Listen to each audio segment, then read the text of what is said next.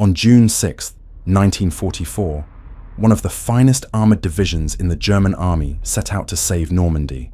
It never arrived on time. Panzer Lehr was not some hastily assembled reserve formation. It was built from the cream of the German armored training establishment, officers who had spent years teaching other men how to fight with tanks. Its equipment was new. Its crews were experienced. Its commander, Fritz Bayerlein, was a veteran of North Africa who had served under Rommel himself. By any measure that mattered, Panzer Lehr was ready. It was ordered to march 100 miles from its assembly area near Chartres to the front at Caen. In the darkness of June 6th, the march began. By the time it reached Normandy 2 days later, the division had lost 84 half-tracks and self-propelled guns, 5 tanks, and 130 trucks to air attack on roads the Allies owned in daylight. The Germans who survived that march gave the route a name. They called it the Jabo Rennstrecke, the fighter-bomber racecourse. For most of the war in Western Europe, movement in daylight had been a problem Germany could manage. In Poland in 1939, German armored columns moved openly on roads that no one seriously contested. In France, in 1940, panzers rolled through the Ardennes under skies that belonged to the Wehrmacht. Even in North Africa, where Allied air power was significant, experienced commanders had learned to calculate the risk and adjust. Move at night where possible. Disperse vehicles, spread the column. Keep anti-aircraft crews alert. The aircraft found you sometimes, but often they didn't, and when they did, a practiced gun crew could make the approach expensive. That world died slowly. It didn't collapse in a single moment. But by the summer of 1944, when the Allies landed in Normandy, the old calculations had stopped working entirely. The Luftwaffe, that had terrified Allied ground forces from Warsaw to Dunkirk, no longer controlled the skies over France. In the 5 months before the Normandy landings, the 3rd Air Fleet, the Luftwaffe formation defending northern France, lost an average of 35 aircraft every single day. The pilots being shot down were replaced by men who couldn't survive long enough to learn what the veterans knew. By June 6th, the Allies flew 13,743 combat sorties on D-Day alone. The Luftwaffe managed roughly 250 in response, 250 against nearly 14,000. That ratio tells you everything about what the roads of France had become. Into that environment, German commanders had to move troops, tanks, fuel, and ammunition along roads that the Allied air forces now treated as hunting grounds. Supply convoys that had once been administrative problems, boring, time-consuming, but reliable, became combat operations with casualty rates. And every German soldier who served on the Western Front in 1944 learned a word that he would carry with him for the rest of his life. Jabo, short for Jagdbomber, fighter bomber. A word that meant, in practice, that you could not trust the sky. The fighter bomber that made daylight movement suicidal for the German army was not some marvel of precision engineering. It was enormous, heavy, and by the standards of pure air combat, somewhat clumsy. The Republic P-47 Thunderbolt weighed 7 tons fully loaded. Pilots called it the Jug, short for Juggernaut, or possibly for its barrel-shaped fuselage, depending on who you asked. It was powered by a massive Pratt & Whitney radial engine that could absorb punishment a liquid-cooled engine could not. One bullet through the cooling system of a sleeker fighter could bring it down. The Jug could take a shell through its radial and sometimes still get home. What made it devastating against ground targets was the combination of what it carried and how it was used. 850 caliber machine guns in the wings, firing simultaneously. Racks for 500-pound and later 1,000-pound bombs. Rocket projectiles under the wings in later versions, and a structural toughness that let pilots push the aircraft low and fast over targets that were shooting back. By the spring of 1944, the 9th Air Force had 13 fighter groups equipped specifically for ground attack. They flew with upgraded engines, reinforced airframes, and ordnance racks fitted to carry the bombs and rockets. These were not escort fighters repurposed for strafing runs on quiet days. They were purpose-built machines for road convoys and rail yards and supply dumps, and the men who flew them had been trained specifically to find and destroy the arteries that kept an army alive. The tactic that combined all of this into something lethal was called armored column cover, an air liaison officer. A pilot, riding in an Allied tank with a radio tuned to the aircraft frequency overhead, could look at a map, spot a German column, and talk a flight of thunderbolts directly onto the target within minutes. From the ground, you couldn't hear a diving P-47 until it was nearly on you. By the time an anti-aircraft crew acquired the target and opened fire, the aircraft was often already pulling up. Often, not always, but often enough to matter. This was the system waiting for Panzer Lehr on the morning of June 7th, 1944. Bialin expected to move mainly at night. The orders he received were different. His superiors understood the Allied landing was serious, that the Panzer reserves needed to reach the front quickly, and that night movement alone wouldn't get them there in time. So Panzer Lehr was ordered to move in daylight as well, accepting whatever risks that involved. It was an order given by men who may not yet have fully understood what those risks meant in the summer of 1944. The column moved north from Chartres. It was one of the finest fighting formations in the German armed forces, which also made it one of the largest and most visible targets available to Allied pilots hunting for armored vehicles on French roads. The Hawker Typhoons of the Royal Air Force and the Thunderbolts of the 9th Air Force found them before long. Imagine driving a half-track through Normandy in June, watching the sky constantly, knowing that the sound of an approaching aircraft means you have seconds to decide whether to stop and scatter, or trust that the pilot hasn't spotted you yet. Imagine making that calculation every few minutes for hours on end.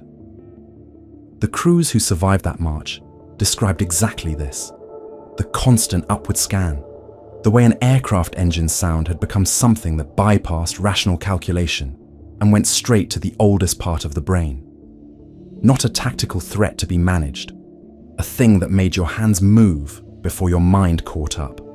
By the time Panzer Lehr assembled near Caen on the evening of June 8th and committed to battle on the morning of June 9th, it had lost vehicles it could not replace: 84 half-tracks and self-propelled guns, 5 tanks, 130 trucks, before the division had fired a single shot at an Allied soldier on the ground. The Germans who travelled that route gave it their own name: the Jabo Rennstrecke, the fighter-bomber racecourse. It was the kind of name you give something when you need to turn a horror into something pronounceable. Within the first 2 weeks of the Normandy campaign, 5 German divisional and higher commanders were dead. General Erich Marx, commanding the 84th Corps, was hit by aircraft cannon fire on June 12th while travelling by vehicle near the front. General Witt, commanding the 12th SS Panzer Division, was killed on June 14th. Generals Helmisch and Stegmann both died to aircraft attack, cannon shells cutting through their vehicles on roads that should have been administrative routes. Death at the hands of Allied aircraft became common enough that German soldiers coined a specific term for it: Jabo Tod, Jabo death, not a general term for any combat death, specifically the death that came from the sky without warning on roads behind the front line. Soldiers use the word the way you use a word when something happens often enough that it needs its own name.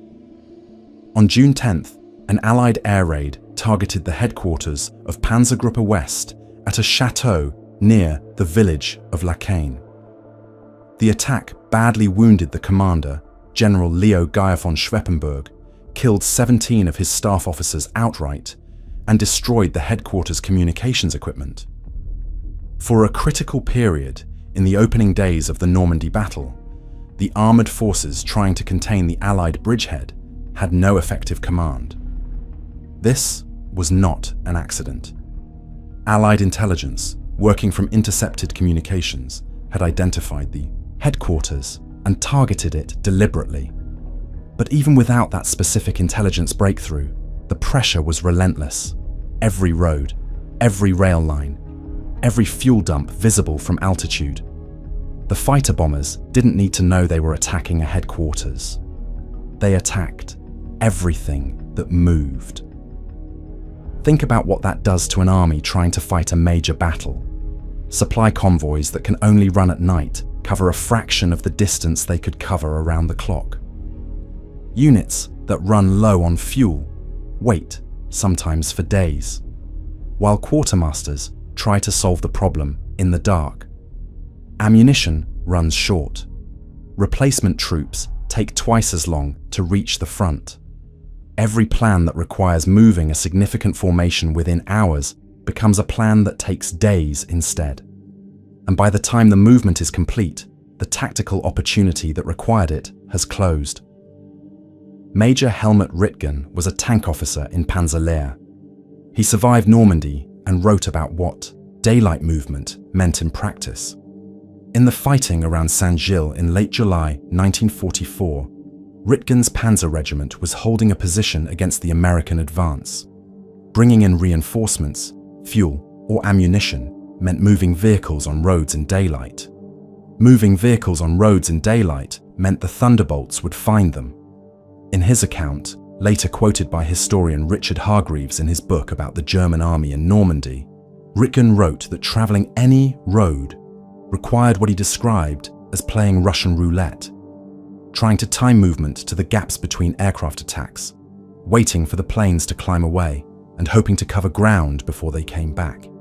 Covering any significant distance, he wrote, took an entirety of time. He was not exaggerating for effect. He was describing the arithmetic of what roads in Normandy had become by late July 1944. The 17th SS Panzergrenadier Division, withdrawing in late July to escape, Encirclement, had its operations officer keeping a diary through the chaos. The officer wrote about roads clogged with vehicles, about heavy losses from Jabo attacks because the division had to move by daylight to avoid being surrounded by the advancing Americans. He wrote about a valley that seemed to be entirely on fire, about the thick columns of smoke from burning vehicles, about ammunition cooking off in the wrecks. By the time darkness fell and it was safe to move, every road was clogged with the wreckage of units that had tried to move in daylight and paid for it. General Eugen Meindl, a paratrooper commander, was ordered to coordinate the commitment of 2 panzer divisions to a counterattack during the breakout. He drove from his headquarters to the front himself to see the situation firsthand. That drive, under Allied aircraft, took him 4 hours to cover 9 miles. When he arrived, he told the staff officer from Field Marshal Kluge's command, who had come with the orders to commit the panzers, he would not do it. He had seen for himself 9 miles and 4 hours worth of seeing what Allied air supremacy meant on the roads of Normandy. The panzers were not committed. The opportunity closed. This was how Allied air power won battles, without ever engaging a German soldier in direct combat. Not by killing infantrymen in their foxholes, but by making the roads that connected every part of the German army too costly to use in daylight. Every plan that required timely movement became a plan that couldn't be executed on time. August 1944. The German armies in Normandy were encircled.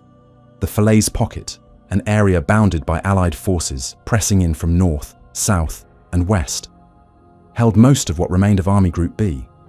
Somewhere between 80,000 and 100,000 German soldiers were inside the perimeter, along with their vehicles, their artillery, their horses, their supply trains, everything they needed to fight and everything they needed to live. The gap that remained open to the east, the corridor through which men could still escape, was shrinking by the hour under Allied attack. The Germans could only move at night. Everyone understood this by August. Moving in daylight was not a calculated risk. It was suicide. So tens of thousands of men, mixed together from dozens of shattered units, streamed toward the corridor when darkness came. And when daylight came, they stopped, hid in orchards and under hedgerows, and waited for night again. The officers of one formation wrote at the time that the roads through the pocket were completely blocked. shot up and burned out vehicles standing side by side, one officer from the 21st Panzer Division recorded. Ammunition exploded, panzers burned, and horses lay on their backs kicking their legs in their death throes. The same chaos extended in the fields far and wide. He was describing roads that the Allied aircraft had been working for days. Every vehicle that stopped because it was hit became an obstacle for every vehicle behind it. Every obstacle made the column move slower. Every slower column was a better target for the next aircraft that came over. General Luttwitz of the 2nd Panzer Division stood and looked at the scene that was his army's escape route. Mountains of vehicles, dead horses, dead men scattered across roads that were supposed to be moving formations east to safety. The pilots who flew over the pocket during those days reported something unusual: the smell. They were flying at several hundred feet in moving aircraft, and they could still smell the battlefield below them. The heat of August in Normandy, combined with the thousands of dead men and animals on the roads, had created something that reached up to the pilots overhead. Eisenhower visited the battlefield 48 hours after the gap finally closed. He later wrote that it was possible to walk for hundreds of yards at a time, stepping on nothing but dead and decaying flesh. He said it was a scene that could only be described by Dante. In the northern sector alone, the battle cost the German army 344 tanks and self-propelled guns, 2,447 soft-skinned vehicles, and 252 artillery pieces. These were just the ones abandoned or destroyed inside the pocket. The total losses for Army Group B in Normandy, counting everything from D-Day through August, represented a catastrophe that Germany could not replace on the Western Front. The men who survived Falaise crossed the Seine with almost no equipment. They needed weeks before they could fight again as organized formations. The fighter-bomber race course that had started near Chartres on June 7th ended at the Falaise road network in August. The same logic that had shredded Panzer Lehr's march had shredded the German army's attempt to escape.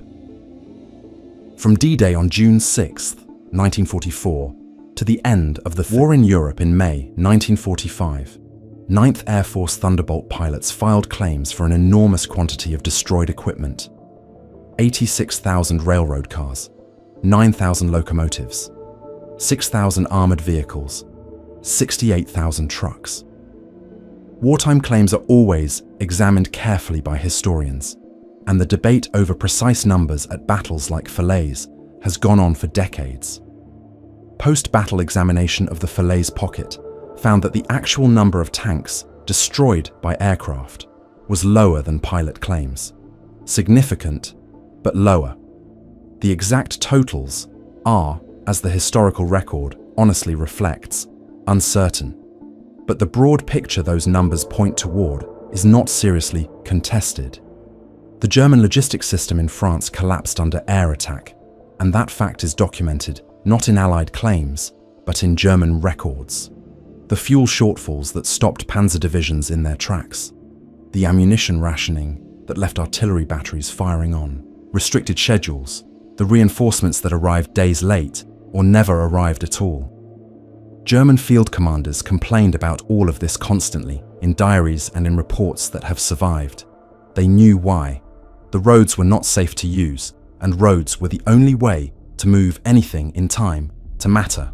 On a single day, July 29, 1944, during Operation Cobra's breakout near a town called Roncy, the 405th Fighter Group found a German column trapped between the town and advancing American ground forces. The group attacked from 3 in the afternoon until nearly 10 at night. A post-war ground investigation found 66 tanks, 204 vehicles, and 11 guns destroyed in that engagement. One day, one fighter group, one trapped column. That was the math the German army in France could not solve. The story of what the Jabos meant doesn't end with the summer of 1944. Germany's last major offensive in the West, the Ardennes offensive that became the Battle of the Bulge, began on December 16th, and the Germans chose the timing deliberately. The Ardennes in December is covered by cloud, fog, and freezing rain. Aircraft don't fly when ground visibility is zero. The entire offensive was built on the assumption that the weather would hold long enough for armored columns to reach the Meuse River before Allied air power could intervene. For the first week, the gamble worked. German armored columns moved through the Ardennes in a way they hadn't been able to since before Normandy. Roads that had been death traps from June through September were navigable again. Progress was made. The Americans fell back, confused and overwhelmed in places. The situation alarmed Allied command, and then, on December 23rd, the weather cleared. On Christmas Eve, 1944, at a crossroads called Losheimer Graben on the German-Belgian border, a convoy of German artillery was moving under the moonlight. The evening sky was clear, colder than the fog had been, but clear. Temperatures had dropped below zero. A bright moon lit the Ardennes forest with what one account describes as a milky glow. The column was moving cat-eyed, blacked out, pine branches on the vehicles as camouflage. Then a warning went down the column. Jabos. The aircraft were Royal Air Force Mosquitoes, or possibly Royal Canadian Air Force Typhoons. The records are fragmented, and historians have not been able to confirm the specific squadron. At 400 miles per hour, they came in and raked the lead vehicles with cannon fire. Then they came back to finish the job. The standard tactic: hit the front of the column first, trap the vehicles behind it, then work back through the line. A 33-year-old corporal named Franz Kowalski was attached to the 3rd Battery of Volksartillerie Corps 402. He jumped from the road into a shallow depression when the warning came. He didn't make it far enough. His remains were recovered decades later by researchers in the 1980s.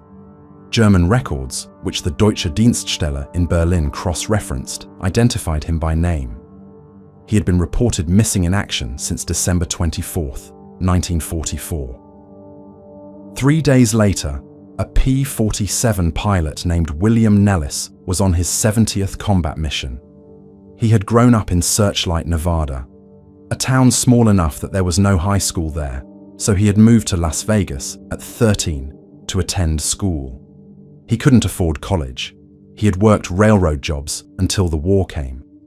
By December, he had been flying ground attack missions with the 513th Fighter Squadron since July, and he knew the work well. On December 27th, near a crossroads in Luxembourg, Nellis was strafing a German convoy of armor and transport vehicles in the dwindling afternoon light. The column's anti-aircraft gunners hit his Thunderbolt. The plane caught fire.